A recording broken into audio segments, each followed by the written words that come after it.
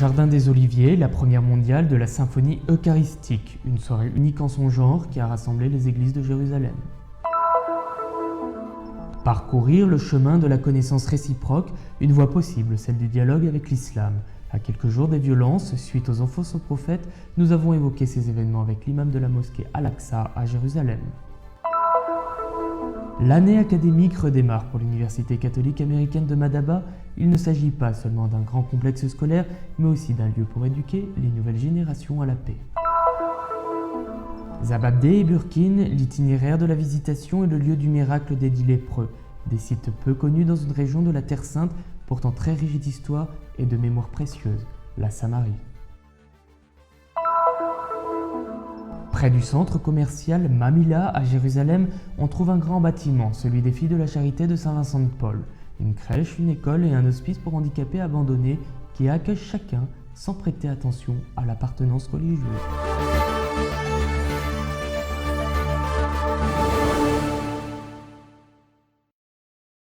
Mon émotion est très grande. Nous avons vraiment eu la sensation que toute l'Église priait ensemble, unie. Pas seulement l'Église de tous les chrétiens de Jérusalem, mais aussi les anges et les saints que nous avons invoqués. La très belle émotion d'avoir vu les chefs des églises réunis dans ce jardin où transparaît la beauté de Jésus. Les oliviers du jardin de Gethsémani, les murailles de la ville sainte en toile de fond et la beauté de la musique.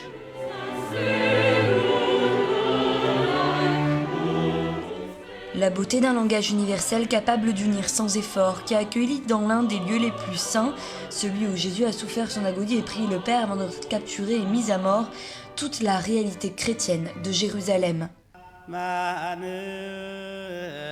Ensemble pour assister à la première exécution mondiale de la symphonie eucharistique composée par le père franciscain Armando Pierucci.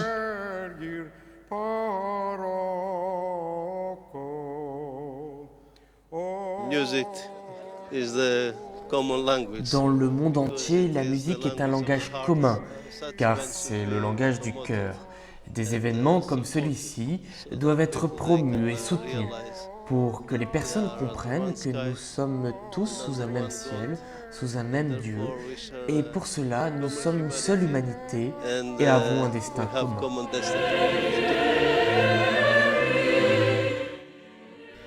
Retransmise en direct par de nombreuses chaînes de télévision dans le monde entier, la soirée du 22 septembre a été unique en son genre et a su réunir non seulement les représentants des églises de Jérusalem pour cet événement, mais également vu la complexité des traditions présentes en Terre Sainte jouer un rôle de premier plan.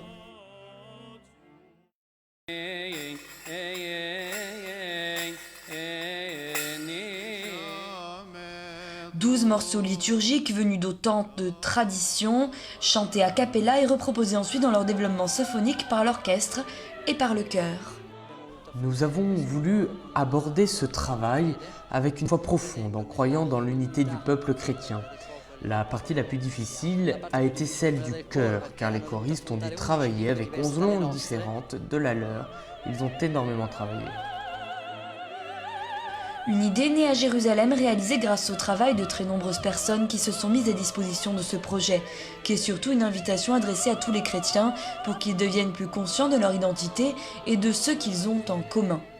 Je crois que l'Eucharistie est la présence vivante du Christ sur la terre, qui respire ici pour chaque homme. Et par la beauté de cette soirée, la beauté de l'Eucharistie, nous avons comme une union qui paraît possible et non plus la séparation.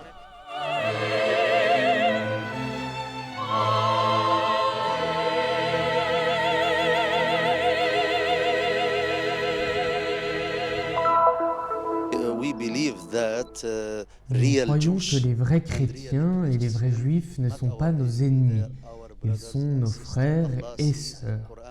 Allah nous dit dans le Coran que tout le monde appartient et vient du même père et de la même mère. Une rencontre avec une personnalité importante de l'islam à Jérusalem pour commenter ensemble une actualité dans laquelle le monde musulman est montré sous son jour le plus violent, celui des manifestations qui ont lieu suite à la diffusion d'un film et d'images offensantes à l'égard du prophète Mahomet. S'il m'avait fait la même chose à moi, j'aurais pardonné. De même, s'il l'avait fait à l'encontre de ma famille, de mon pays, mais pas contre nos prophètes. Une longue discussion avec l'imam Al-Abazi, un autre représentant de l'islam dans la ville sainte. On ressent une forte indignation pour les attaques, mais on perçoit également un visage du monde musulman qui ne réagit pas forcément avec rage et violence, mais au contraire intéressé au dialogue et désireux de se faire connaître. Nous ne demandons pas aux gens d'utiliser la violence, c'est un réflexe de leur émotion. Mais tous ne se comportent pas de la sorte. Certains discutent, d'autres, parmi les musulmans, écrivent sur les journaux, sur Internet. Ils laissent des messages pour ces personnes. Pour ces personnes, ajoute-t-il, qui créent des divisions qui sont les premières à ne pas vouloir la coexistence. Un appel aussi pour une meilleure connaissance réciproque. Lisez sur Mahomet, lisez sur Moïse, sur tous les prophètes, et vous saurez qui ils sont et ce qu'enseignent les prophètes et ce qu'ils méritent. Ils méritent le respect. De tous les prophètes, nous pensons qu'ils sont nos frères, qu'ils ont le même message et nous le respectons. Si nous ne croyons pas en Moïse, en Jésus, nous ne sommes pas de vrais musulmans. Nous avons lu la Bible, la Torah, tous ces livres parlent de notre humanité. Dieu a envoyé les prophètes pour nous apprendre à avoir des comportements plus humains.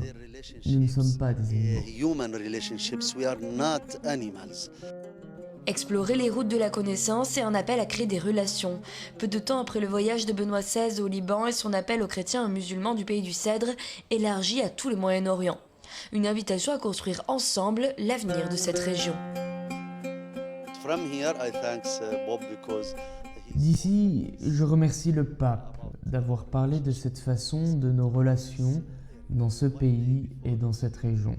Moi-même, il y a quelques années, je lui ai ouvert les portes de la mosquée Al-Aqsa quand il est venu nous visiter. Nous nous sommes assis et nous avons discuté ensemble, en amis.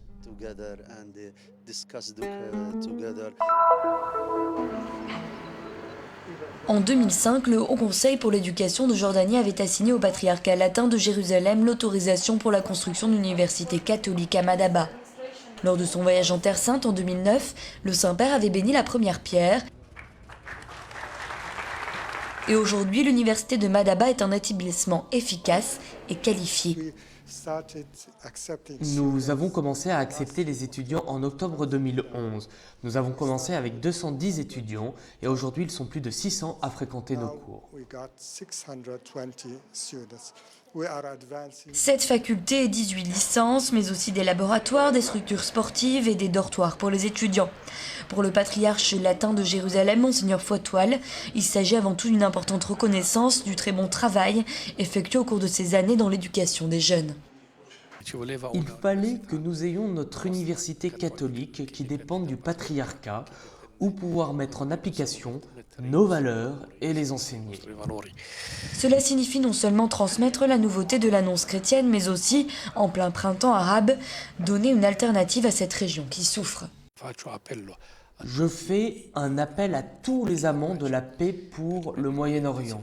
Si nous voulons la paix, il faut aussi préparer les gens pour cette paix. Le campus universitaire pourra accueillir jusqu'à 8000 étudiants et l'année qui commence enregistre d'ores et déjà une augmentation du nombre d'inscrits par rapport à l'année dernière.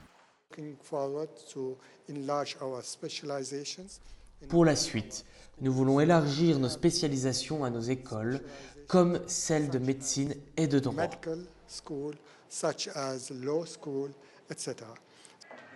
Enjeu lié à la formation de la nouvelle classe dirigeante de tout le Moyen-Orient, qui aura l'important devoir de guider la région dans une nouvelle phase, après avoir laissé derrière elle la douloureuse période qu'elle traverse en ce moment.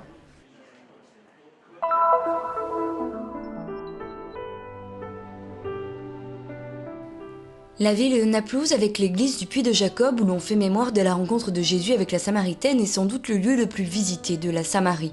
Mais pour le reste, cette partie de la Terre Sainte ne figure pas souvent au programme des parcours traditionnels de pèlerinage, malgré une histoire très riche. À commencer par Sébaste, la ville fondée par Hérode le Grand, riche en ruines des époques romaines et byzantines et qui conserve également la tombe de Jean-Baptiste. Sébaste, l'exemple le plus récent d'une sage valorisation de l'héritage culturel palestinien, pourrait servir de modèle à Zababdé par exemple, un village de la Samarie qui lui aussi conserve de très intéressantes ruines d'époques antiques qui auraient besoin de l'attention nécessaire, ainsi que des mémoires précieuses.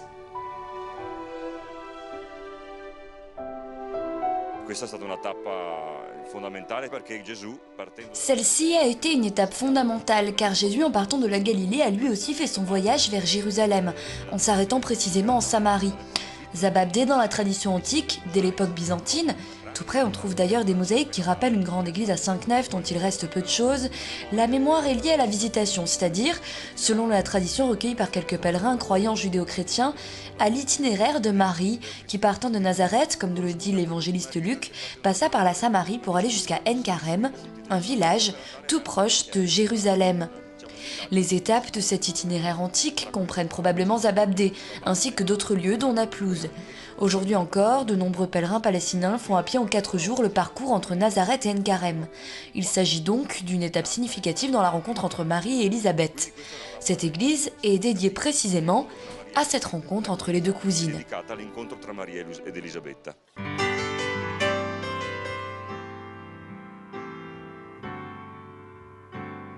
Non loin de Jenin, à l'ouest, se trouve un autre lieu de la mémoire de l'Évangile, le village de Burkin, où la tradition situe l'un des miracles les plus connus parmi ceux accomplis par Jésus, à savoir la guérison des 10 lépreux.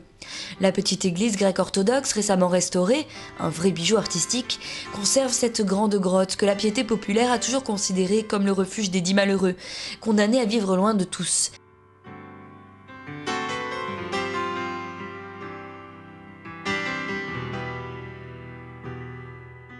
Construite sur les restes d'une église byzantine antérieure, cette église est considérée par certains comme l'un des premiers cultes, lieu de culte de la Terre Sainte.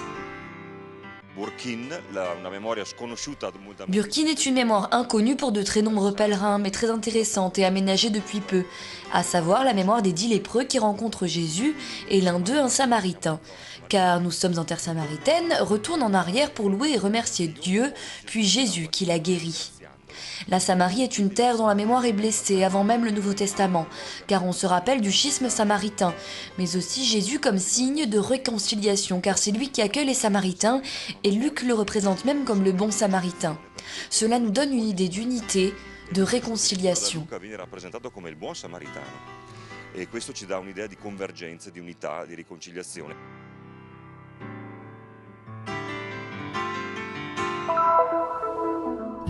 Une messe solennelle présidée par Monseigneur William Chomali pour dire merci. Merci de la part de toute la ville de Bethléem aux sœurs et au personnel du Caritas Baby Hospital qui, dimanche 22 septembre, a fêté ses 60 ans d'activité. L'hôpital pédiatrique, le seul de toute la Palestine, est né en 1952, institué par un prêtre suisse pèlerin en Terre Sainte. En 1975, l'hôpital actuel fut inauguré et depuis, les sœurs de Sainte-Élisabeth accueillent tous les enfants sans distinction d'aucun ordre qui ont besoin de leurs soins, avec la certitude évangélique d'accueillir Jésus dans chacun d'eux. In the world there is someone asking me to ask him why.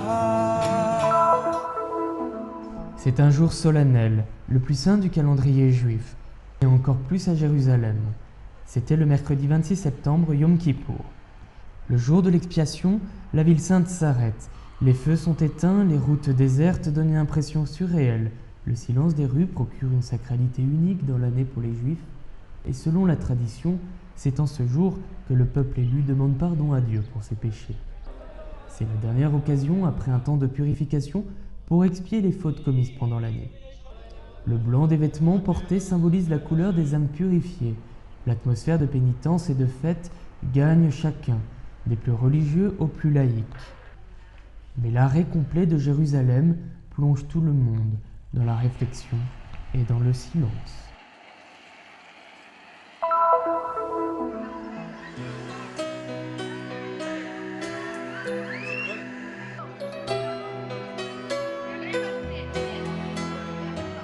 C'est une crèche, mais aussi une école et un hospice pour handicapés. On y trouve des enfants souriants, mais aussi des personnes âgées au visage marqué. Il y a de la place pour tous chez les filles de la charité de Saint-Vincent de Paul.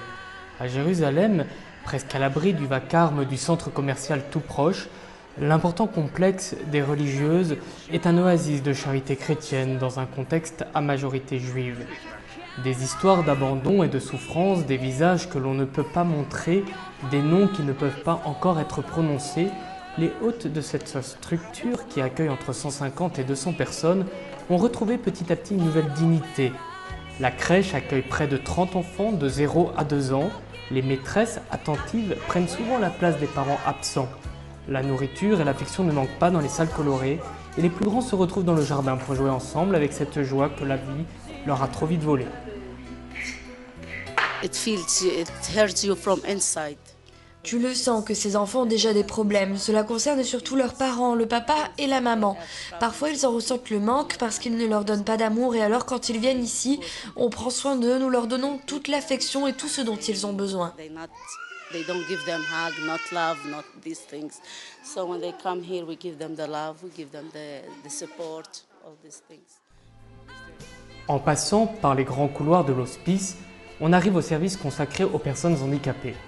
En comptant docteurs et kinés, ils sont nombreux à s'occuper de ces personnes souffrant de graves malformations et de retards mentaux. On trouve des arabes trisomiques, des juifs en fauteuil roulant, mais les yeux des religieuses ne s'arrêtent pas aux différences religieuses. Le regard de celles qui accompagnent les fragiles créatures est celui de ceux qui sont prêts à tout offrir à tous.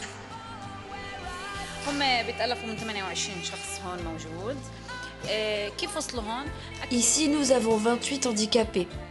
Certains sont arrivés juste après leur naissance, d'autres suite à de graves accidents. Nous prenons soin de tous, sans distinction.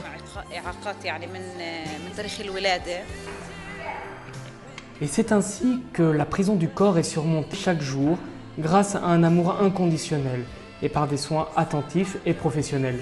Et il est impossible de ne pas se laisser entraîner dans l'atmosphère de fête qui règne entre ces murs.